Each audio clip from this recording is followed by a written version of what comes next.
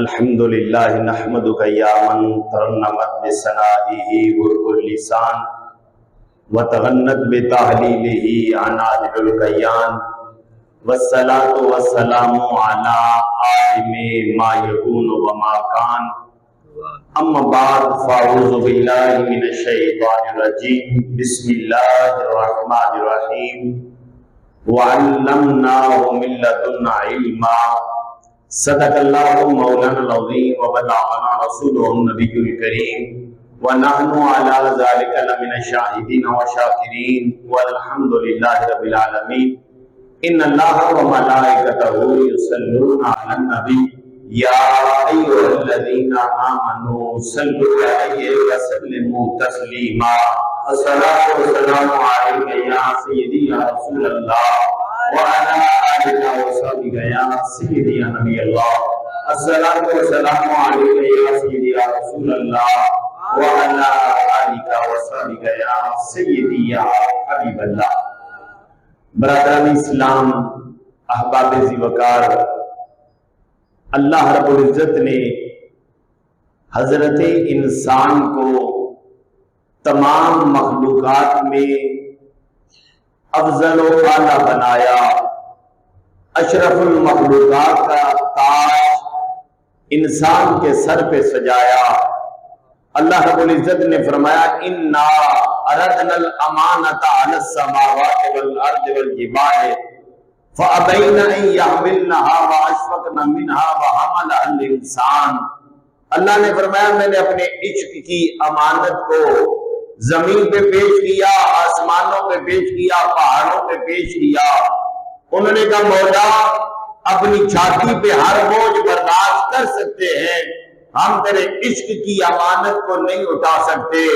اور جب سب نے انکار کر دیا تو قرآن کہتا ہے وَحَمَلَهُ الْإِنسَانُ، اللہ کے عشق کی امانت کو انسان نے اٹھا لیا۔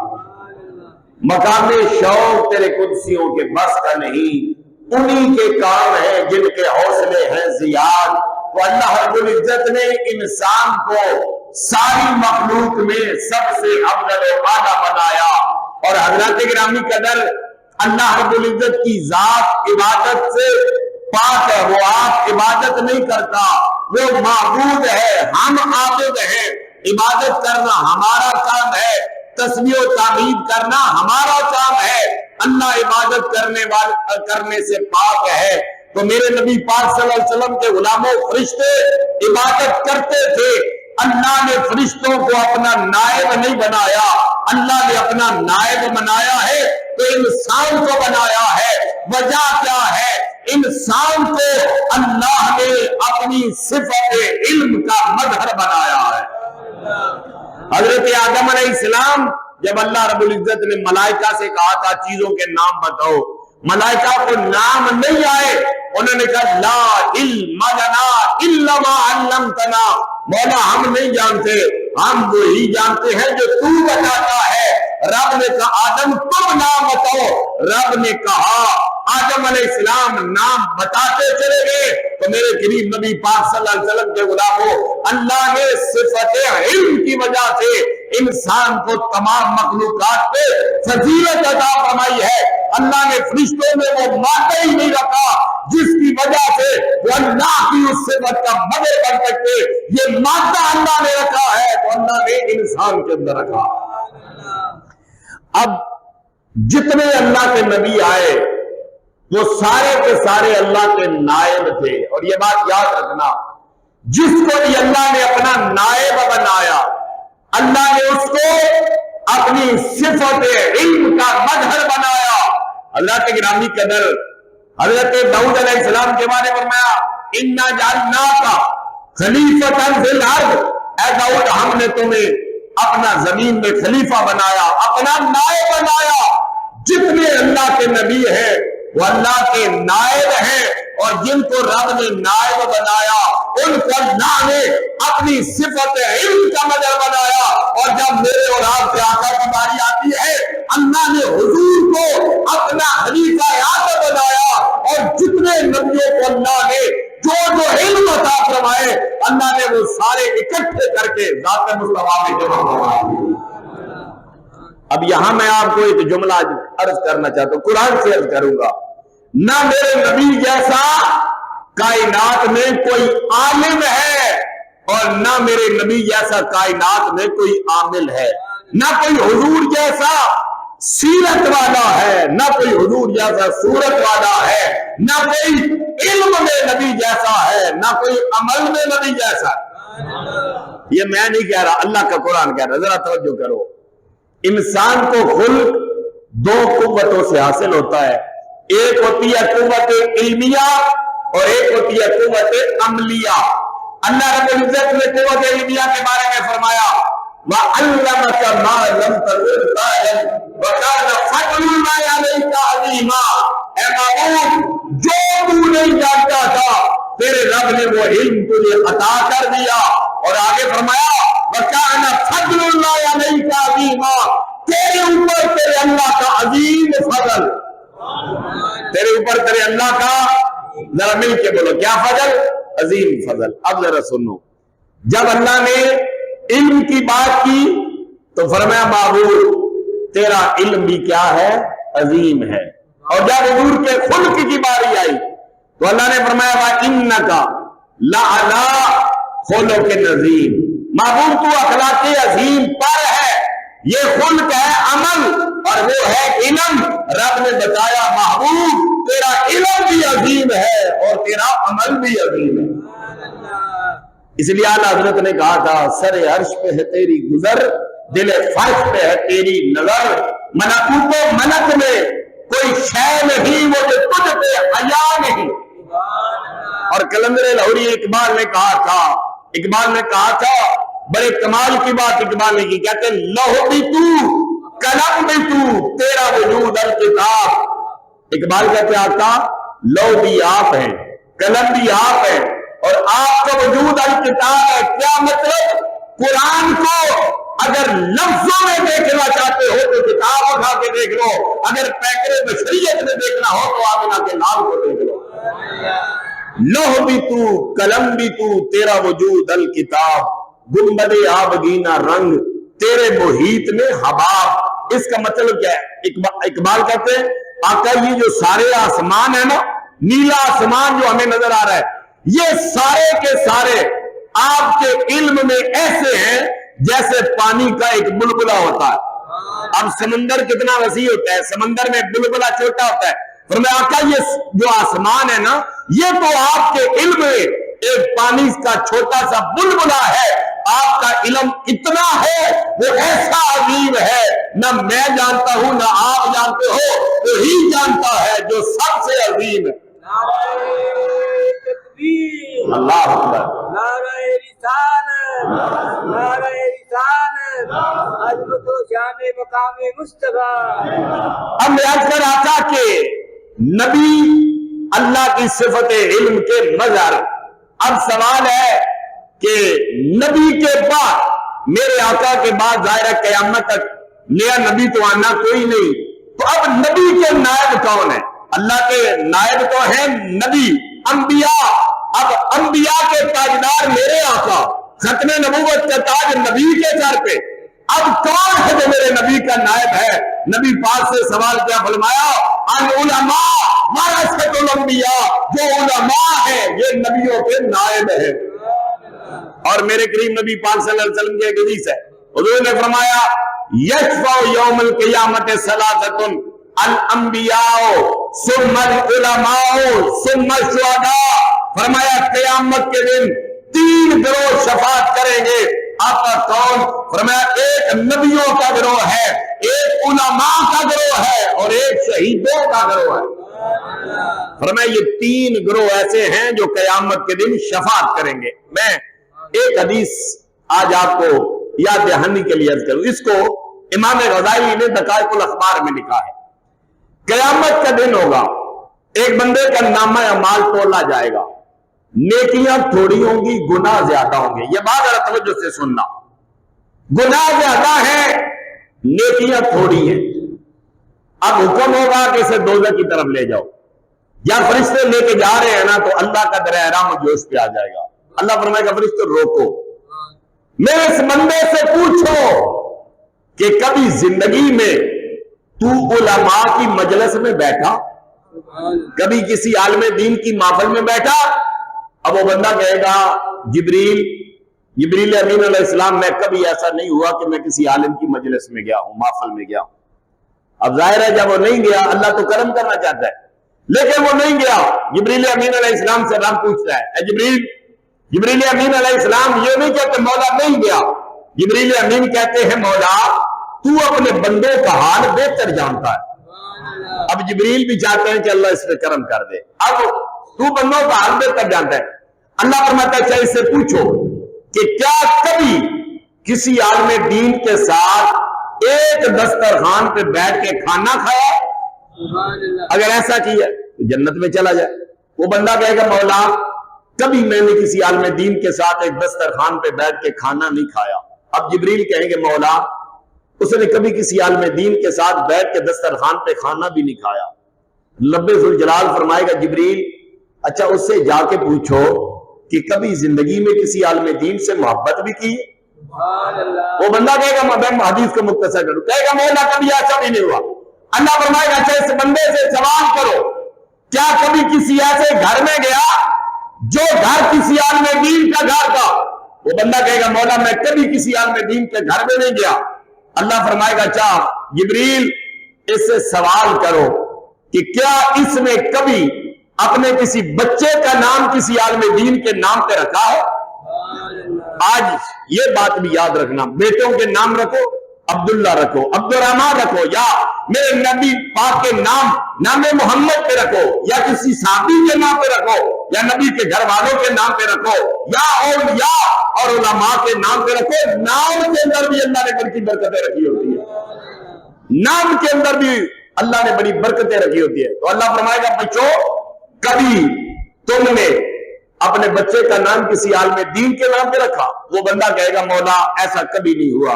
اب نہ وہ کسی عالم دین کے گھر گیا، نہ کسی کی محفل میں گیا، نہ کسی کے ساتھ دسترخوان پہ بیٹھا، قریب تھا کیا وہ بندہ دوزخ میں چلا جاتا؟ اللہ فرمائے گا جبریل سے پوچھو کبھی کسی ایسے بندے کے ساتھ دوستی کی جو علماء سے دوستی کرتا تھا، جو علماء سے محبت کرتا تھا؟ وہ بندہ کہے گا ہاں مولا میرے یاروں میں ایک یار ایسا تھا جو علماء سے محبت کرنے والا تھا، علماء سے دوستی کرنے والا تھا۔ اللہ فرمائے گا جبریل اس کا منہ موڑو جنت کی طرف لے جاؤ، میں نے اس کو اس لیے جنت عطا کر دی ہے زندگی میں ایسے بندے سے محبت کرتا تھا جو علماء سے محبت کرتا تھا۔ تو اس لیے رسول اللہ صلی اللہ علیہ وسلم نے فرمایا 3 گروہ اللہ کی بارگاہ میں شفاعت کریں گے، نبیوں کا گروہ، علماء کا گروہ، شہیدوں کا گروہ۔ شہیدوں کی شفاعت بعد میں ہے اور علماء کی شفاعت پہلے ہے۔ میرے قریب نبی پاک صلی اللہ علیہ وسلم کے غلاموں تو علماء یہ انبیاء کے وارث ہیں، یہ انبیاء کے وارث ہیں۔ اب حضرات پھر یاد رکھنا جو بات میں اصل آپ کو بتانا چاہتا ہوں، جتنا کسی کا علم میں مقام زیادہ ہوتا ہے اتنا ہی اسے اللہ کا قرب حاصل ہوتا ہے۔ اور علم کی پھر 2 قسمیں ہوتی ہے، ایک ہوتا ہے علم کسبی اور ایک ہوتا ہے علم وابی۔ یہ بات ذرا توجہ سے سنیے گا۔ ایک ہوتا ہے علم کسبی، علم کسبی محنت سے آتا ہے، علماء کی اساتذہ کی بارگاہ میں بیٹھنے سے آتا ہے، اور علم وحبی وہ ہوتا ہے یہ فقط اللہ کے فضل سے ملا کرتا ہے۔ ملا علی قاری رحمۃ اللہ قرآن پاک کے اندر اللہ نے فرمایا وَعَلَّمْنَاهُ مِن لَّدُنَّا عِلْمًا، ہم نے ان کو علم لدنی عطا فرمایا تھا۔ ملا علی قاری فرماتے ہیں علم ایک نور ہے جو اللہ تبارک و تعالیٰ بندہ مومن کے دل میں ڈالتا ہے۔ یہ نبی پاک صلی اللہ علیہ وسلم کے اقوال، افعال اور اعمال سے مستفاد ہوتا ہے۔ اگر یہ علم کسی بشر کے واسطے حاصل ہو تو اس علم کو علم کسبی کہتے ہیں، اور اگر بشر کے واسطے کے بغیر حاصل ہو تو اس کو علم لدنی کہتے ہیں۔ وہی بھی علم لدنی ہے، کشف بھی علم لدنی ہے، الہام بھی علم لدنی ہے۔ اب حضرات بڑی توجہ سے بات سنیے، علم لدنی کی اقسام مختلف ہیں۔ حضرت موسیٰ علیہ السلام کو بھی اللہ نے علم لدنی عطا کیا تھا، حضرت خضر علیہ السلام کو بھی اللہ نے علم لدنی عطا کیا تھا، لیکن دونوں کے علم لدنی میں فرق تھا۔ جو حضرت موسیٰ کا علم لدنی تھا وہ عالم تشریح کا علم لدنی تھا، جو حضرت خضر کا علم اللہ نے دیا وہ عالم تکوین کا علم لدنی تھا۔ اب آپ پریشان ہوں گے یہ عالم تشریح کیا ہے، یہ عالم تکوین کیا ہے، یہ مسئلہ بھی ذرا سمجھ لیں۔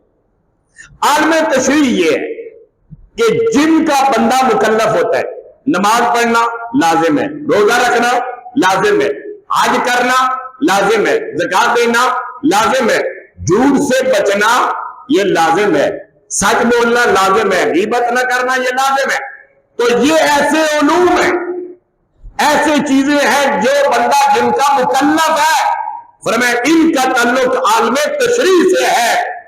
بلاؤں کا نازل ہونا بندے کو کوئی اختیار نہیں، نعمت کا ملنا بندے کو کوئی اختیار نہیں۔ تو جو ہے نا ذرا آپ کو بیماری ملی ہے، ایک دن بندہ وہی چیز استعمال کرے بندے کو نقصان نہیں ہوتا، وہی چیز استعمال کرے ہو سکتا ہے زکام لگ جائے۔ اب حضرات گرامی کا دور تو پتا چلا بیماری کا آنا، نعمت کا آنا، خوشی کا آنا اس میں بندے کا اختیار نہیں، یہ فقط اللہ کا اختیار ہے۔ تو ان کو کہتے ہیں عالم تکوین۔ اللہ نے حضرت خضر کو ان کا علم عطا کیا اور حضرت موسیٰ کو اللہ نے عالم تشریح کا علم عطا کیا۔ کسی نبی کو عالم تکوین کا علم لدنی ملا ہے، کسی کو عالم تشریح کا علم لدنی ملا ہے۔ میرے آقا کو اللہ نے تمام قسم کا علم لدنی عطا فرما دیا تھا۔ اور جو میرے نبی کے دامن کرم سے وابستہ ہو گئے ذرا ان کا علم دیکھو۔ میں صرف ایک جھلک دکھاتا ہوں۔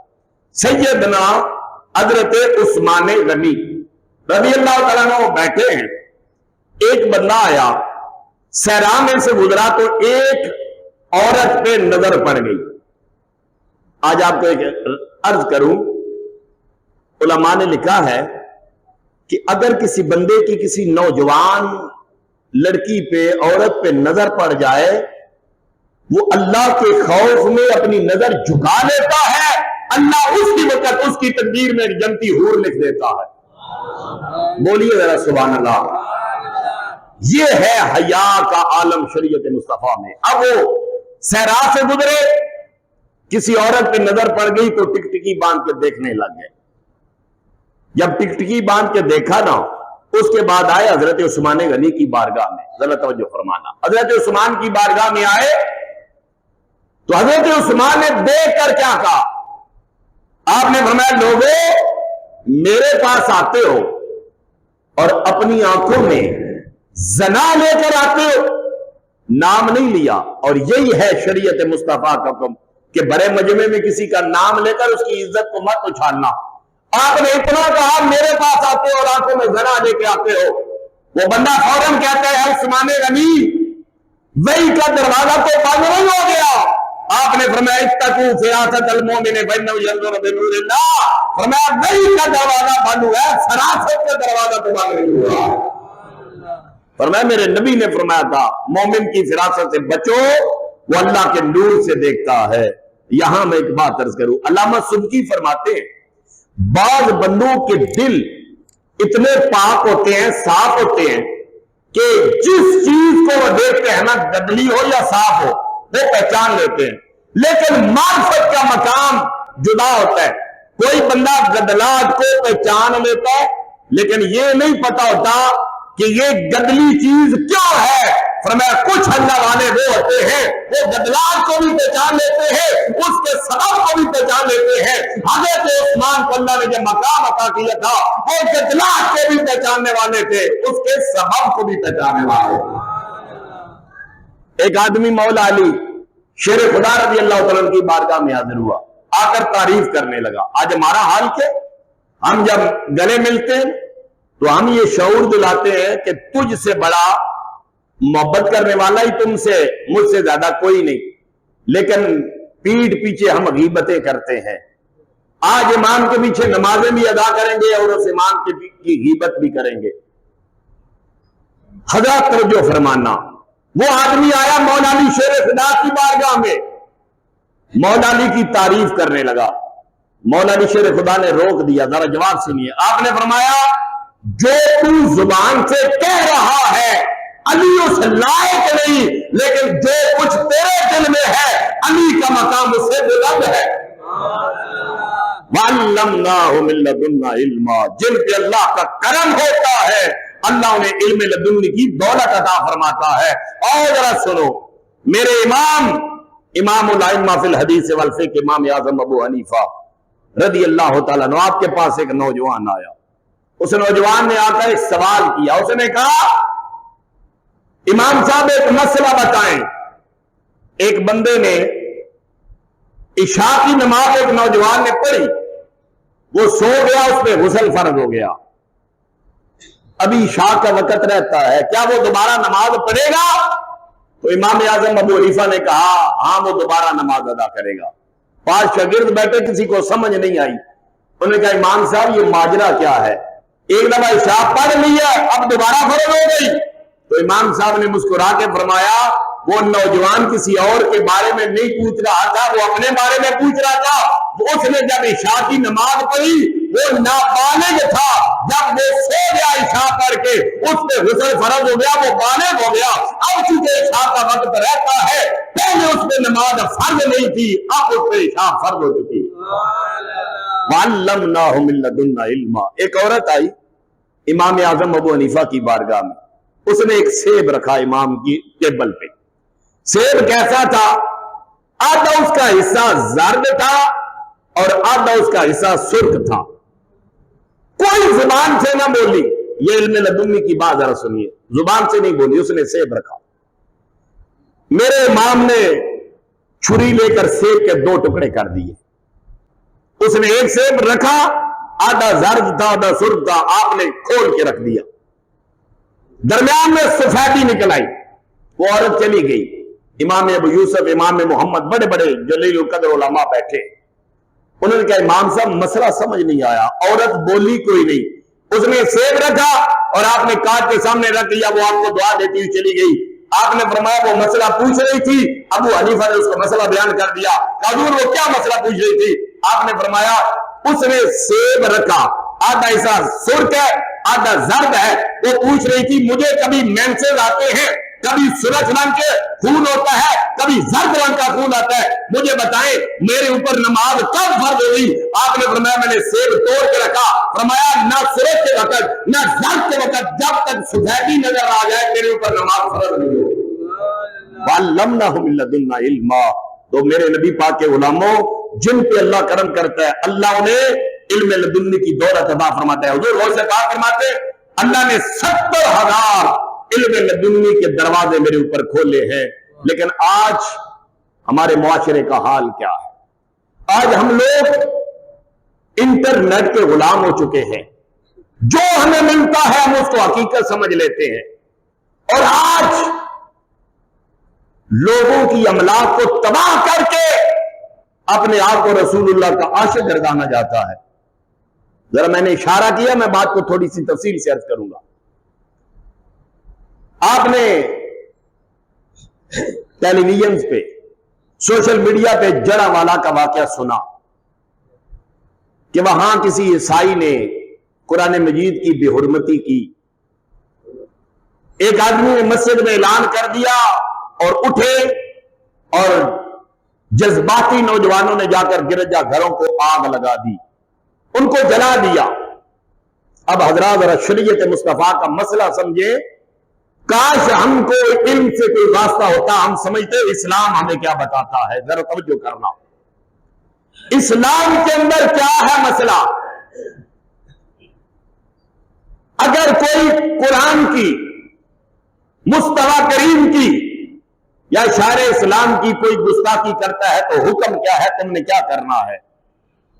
تم نے مسلمان ملک ہے تو وہاں پر تم نے کیا کرنا ہے؟ تم نے عدالت کا دروازہ کھٹکھٹانا ہے، وہاں سے تم نے سزا دلوانی ہے۔ اب لوگ کہتے ہیں ہماری عدالتیں رہا کر دیتی ہیں مجرموں کو۔ میں آپ کو قانون عرض کروں، ایک آدمی قتل کرتا ہے، عدالت میں مقدمہ چلتا ہے، فیصلہ ہوتا ہے کہ گواہ موجود نہیں، مجرم بری ہو گیا، ملزم بری ہو گیا۔ اب عدالت نے اس کو بری کر دیا کہ شریعت مصطفیٰ کا یہ کہتی ہے کہ عدالت نے بری کیا، گواہ موجود نہیں، ثبوت موجود نہیں، تم تلوار پکڑو یا آپ بندوق پکڑو اور قاتل کو اپنے ہاتھوں سے مار دو، نہیں، فرمایا اب تم نے یہ فیصلہ اپنے راہ پہ چھوڑ دینا، تمہیں قانون کو ہاتھ میں لینے کی اجازت نہیں، تم بندوق اٹھاؤ گے تم بھی قاتل بن جاؤ گے۔